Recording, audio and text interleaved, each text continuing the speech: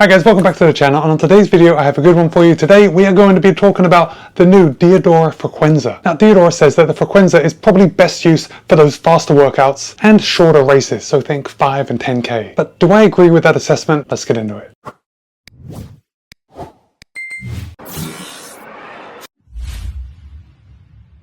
Alright guys, thanks for hanging out through the intro. Now, first of all, you are probably going to notice that I'm not in my normal studio. Right now, my wife and I are actually on a cruise somewhere in the Caribbean. And if I turn the camera around, this is what I am looking at. So I'm getting that nice natural light. And I gotta say, it's making the Frequenza look pretty good. But that's because it does look pretty good. So I am just telling you that because I don't have all my other shoes with me, like the shoes that I would compare to the Frequenza. So use your imagination, but also I will be adding some overlays when I get home and actually edit this video. First of all, I do just want to say that DIADORA was good enough to send me this pair of the Frequenza for the purpose of review. However, they haven't told me what to say.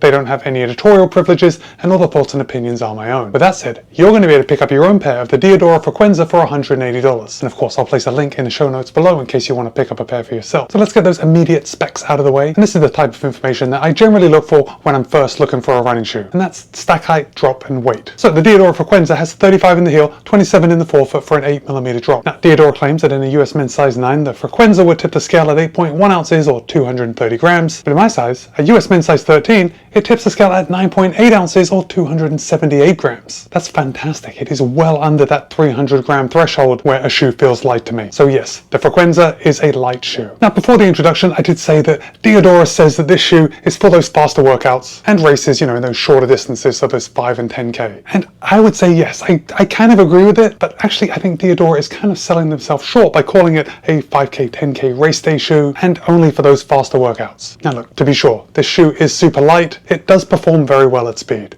but you know, I think I'm jumping the gun. We'll talk about the ride in just a second, but just to let you know, I think it is much more rounded than what DIADORA intends it to be. Now remember, I did say that the Frequenza is going to cost you $180, and I gotta say that's a little on the high side, at least compared with some of the shoes that I would naturally compare it with. And yes, I think the Frequenza is a comparable to the Adidas Evo SL. Now the Evo SL will cost you $150. It has a 6.5mm drop, and in my size, the Evo SL tips the scale at 283 grams. So in my size, the Frequenza weighs 5 grams less than the Evo SL. I also think I want to compare the Frequenza to the Topo Spectre 2. Now the Spectre 2 cost $165. It has a 5mm drop, and in my size weighs in at 285 grams. So again, the Frequenza is 7 grams lighter than the Topo Spectre 2. However, the Spectre 2 does have a PIBA midsole, and I know we haven't talked about the midsole foam in the Frequenza yet, but I think I just gave it away that it's not a PIBA midsole. But that's not necessarily a bad thing. So hold on. Now some other shoes that I would perhaps compare the Frequenza to, at least in far as use case scenario, are things like the Hoka Mach 6. The Mach 6 has 37 in the heel, 32 in the forefoot for a 5mm drop, and it's actually fairly similar. So it's very difficult to compare a $140 shoe with a $180 shoe, but there it is. Now one thing I do just want to say, at least in my opinion, and my opinion is just subjective, I know, but what DIADORA has done absolutely perfectly is nailed the aesthetic of their shoe. I think the Frequenza just looks gorgeous, and it just seems like a lot more thought has gone into the Frequenza, especially when I compare it to those other comparables that I mentioned. And I'll talk about how surprising that is in just a second, but let's talk about some of the materials, because if I hold this up, you see this here, we can see we have a lovely padded heel collar, and that is actually surprising in a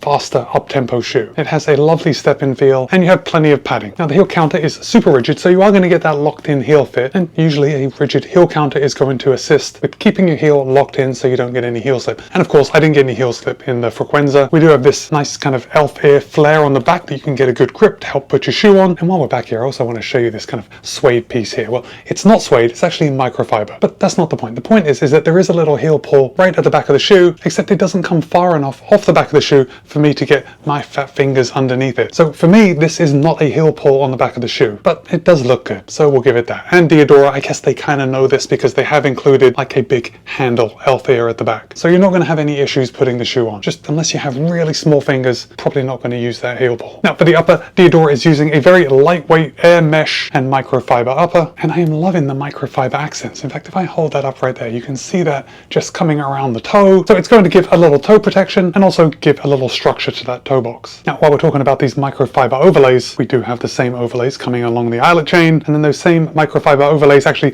come around the back and in before they actually get around the heel. But there are a lot of microfiber overlays on this shoe. Now, usually, if the shoe's weight reflected too many overlays, I'd be complaining about it, but it doesn't. The Frequenza is super light, and yet all these overlays give it a really nice look. Now, of course, we have the DIADORA logo here on the medial side, it's kind of filled in on this side, and on the lateral side, it is open to just let that mesh breathe a little more. Now, the mesh is very breathable. In fact, I don't know even if you're going to be able to see this on camera, but if I hold this up like that, can you see my fingers moving inside? Yeah, I think you can. It's actually really light and super breathable. And the eagle eye of you are going to have noticed already that the Frequenza does include locking serrated laces, which I love on every shoe. So that's a nice treat. The laces will not come untied on the Frequenza. Okay, let's come down to the midsole foam, because Diadora is using their Anima N2 midsole foam. Now that's a supercritical EVA. Now hold on, let's just back it up. The Frequenza also does come with a removable EVA sock liner, and that's just regular EVA to give that little extra cushion when you put your foot in. But now we got that out of the way, let's go back to the midsole. And yeah, we have the Anima N2 midsole foam. It's a supercritical EVA, and it is super soft and super squishy. In fact, it actually feels more squishy when I press it with my fingers than it does when it's on your foot, but I suppose that's a good thing. And it's actually this supercritical Anima N2 midsole foam that really gives the shoe its life. Isn't that always the way? It's the midsole foam that makes the shoe. And just quickly, if we do come down to the outsole, we can see we have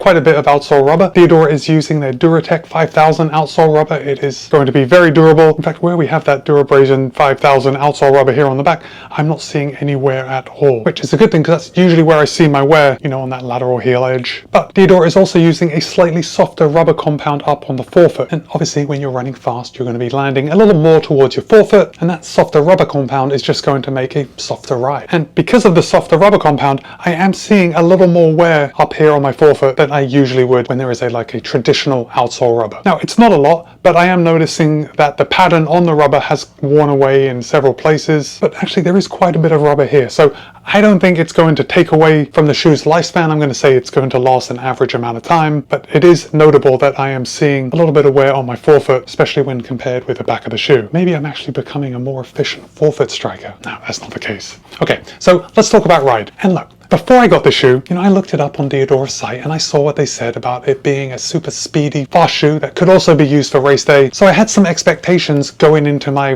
runs, my review, because usually a shoe that performs well at speed is not going to perform very well when you go out for an easy run. So of course, when I got the Frequenza, I immediately took it out for a workout. I think my first run was a tempo run, and yes, it performed well. But the next day I took it out for an easy run, and I've taken it out for several easy runs since then because it feels really good when I'm running easy. Now that is because of the Anima N2 midsole foam. It is soft, and when I'm running easy, I do like a nice soft ride. But because it is a supercritical foam, of course it's going to be lighter, it's going to respond quicker, and that's what makes it such a contender when you're picking up the pace for things like tempo runs, strides, and of course if you wanted a non-plated race day shoe. Now, if you are someone that likes a lot of structure in your shoe, you might want to look elsewhere, because the Frequenza is actually, look at this, I mean, I haven't actually bent it that much until now, but the Frequenza is very flexible, very bendy. Like if I do the twist test, I'm able to really twist this shoe. So if you are in need of any stability elements in the shoe, the Frequenza probably isn't for you. But with that said, when I was running in the Frequenza, it didn't seem unstable in the slightest. So I want you to take that with a pinch of salt. Now, the Frequenza is a mid-cushion shoe, remember, 35-27. Now by today's standards, when everything just seems to be getting maxer and maxer, that might sound pretty low, but not once did I ever think that there wasn't enough cushioning in the Frequenza for me to go long. Now, if I wanted a non-plated marathon shoe, would I use the Frequenza?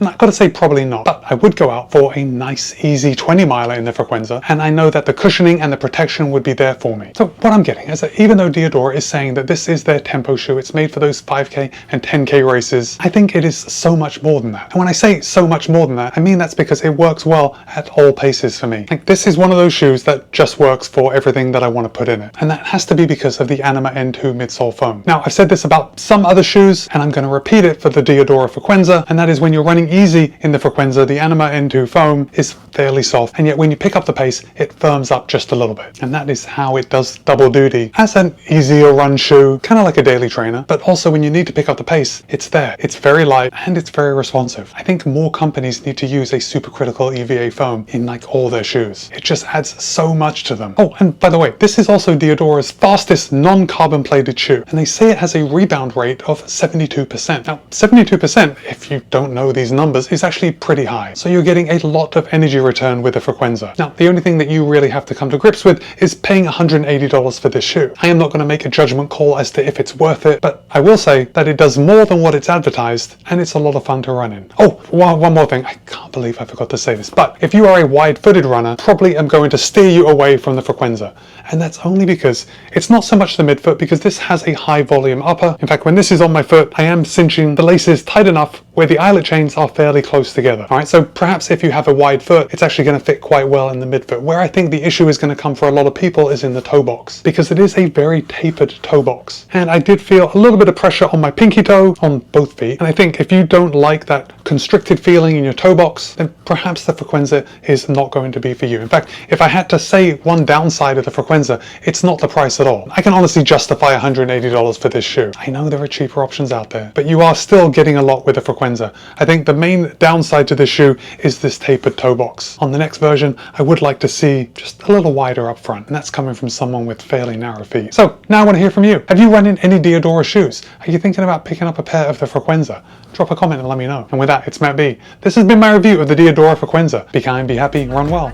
See you in a couple of days.